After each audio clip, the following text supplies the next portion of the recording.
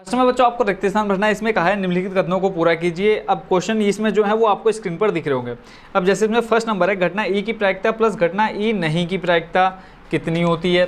तो इसके लिए मैं सबसे पहले एक एग्जांपल लेता हूं, तो आप लोग ही बताना है कि उसकी प्रायिकता क्या हो जाएगी। पहले हम एक सिक्का ले लेते हैं, ठीक है। सिक्का लिया, सिक्का में एक सिक्के में कितने पहलू होते हैं? दो। क्या होता है? एक तो हेड होता है और दूसरा क्या होता है? टेल होता है, ठीक है। अब यहाँ पे बोला होने की और ना होने की प्रायिकता, यानी दोनों का योग। बीच में आपको प्लस दिख रहा होगा, ठीक है। तो दोनों का योग बताना। तो पहले मैं क्या करता हूँ, हेड होने की प्रायिकता निकाल लेता हूँ, ठीक है। हेड आने की प्रायिकता, यानी पहले मैं निकाल रहा हूँ क्या? पीई। फिर उसके बाद क्या निकालूंगा? पी बार, ठीक है। इसको नहीं होने की प्रायिकता बोलते हैं, इसको बोलते हैं होने की प्रायिकता। तो हेड आने की प्रायिकता कितनी हो जाएगी? अभी मैंने समझाया था, ठीक है। क्या हो जाएगी प्रायिकता? अनुकूल परिणाम हेड देखो कितने हैं? एक, और कुल संभावित परिणाम एक ये और एक ये, यानी एक सिक्के में दो पहलू, तो कुल संभावित परिणाम कितने हो जाएंगे? दो। तो ये हो गई किसकी? आने की प्रायिकता, क्या? हेड। अब यहीं हम क्या निकाल लेते हैं? हेड ना आने की प्रायिकता, ना आने की प्रायिकता। अब ना आने की प्रायिकता देखो, किसी घटना की घटित ना होने की प्रायिकता के लिए फॉर्मूला क्या है? 1 माइनस पीई, 1 माइनस पीई, ये हमने लगा दिया फॉर्मूला।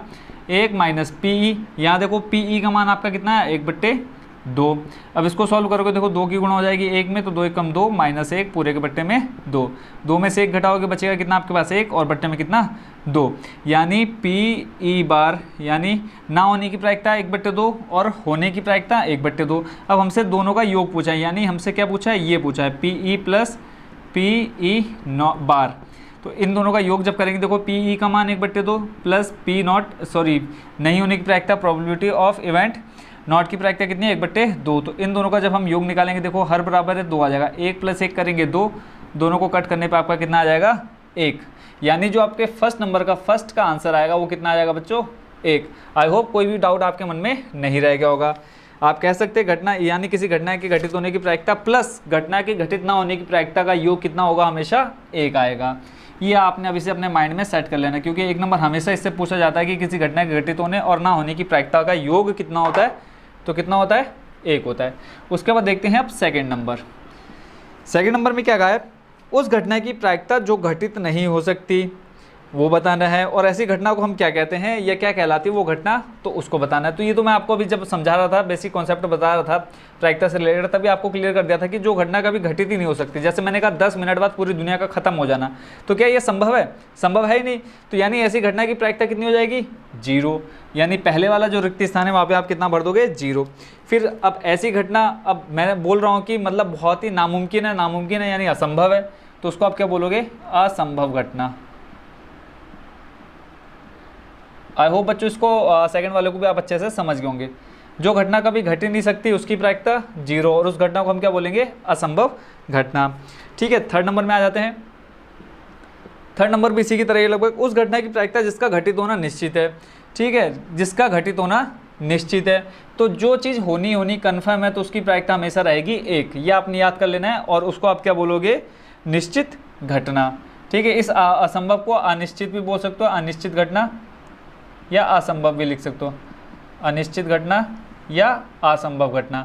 और जो निश्चित है यानी मतलब जो कंफर्म है कि ये चीज़ होनी है, ठीक है।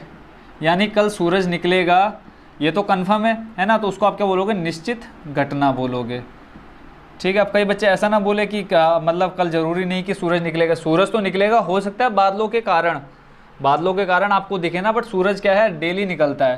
तो वो कैसी घटना है? निश्चित घटना, यानी वो चीज़ होनी है। तो असंभव घटना की प्रायिकता 0, और जो संभव है यानी जिसका होना तय है कि ये चीज़ होनी है। मेरे मरने की प्रायिकता बोलूँ तो तय है कि मैंने मरना ही मरना, भले 10 साल बाद, 15 साल बाद, ठीक है। अगर मैं बोलूँ 5 साल बाद मेरे मरने की प्रायिकता, तो आप कह सकते हो 1/2, यानी हो सकता भी है और नहीं भी हो सकता है।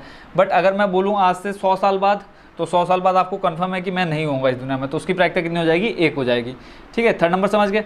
अब देखते हैं फोर्थ नंबर। फोर्थ नंबर में क्या है?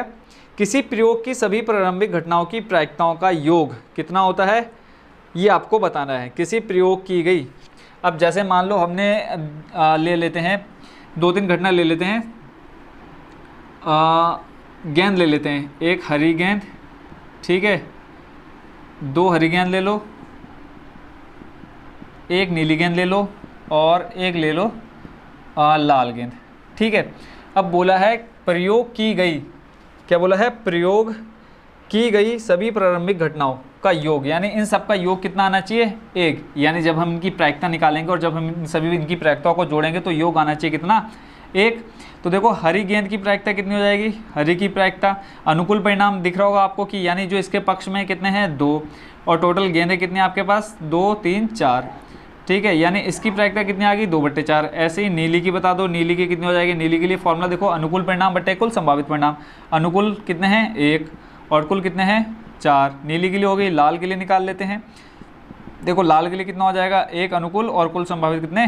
4। अब बोला है प्रारंभिक, यानी जितने भी हमने घटनाओं की प्रायिकता निकाले उन सब का योग क्या होगा? तो यहाँ योग देख लेते हैं, 2/4 प्लस 1/4 प्लस 1/4, इनका योग 1 आना चाहिए। देखो हर बराबर है, कितना आ जाएगा?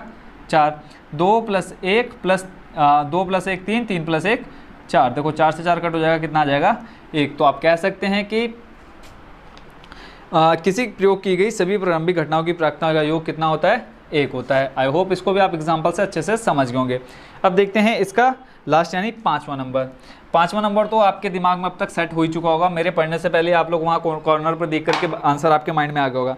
किसी घटना की प्रायिकता किससे बड़ी या उसके बराबर होती है तथा किससे छोटी और उसके बराबर होती है? तो आपको पता है 0 से बड़ी और 0 के बराबर व 1 से छोटी व उसके बराबर होती है। तो जो पहला वाला आपका रिक्त स्थान है वहाँ पे आपने कितना भरना है? 0, और जो दूसरा वाला है वहाँ पर आपने कितना भरना है? 1। ठीक है, तो ये हो गया बच्चों क्वेश्चन नंबर 1 कंप्लीट। अब देखते हैं क्वेश्चन नंबर 2।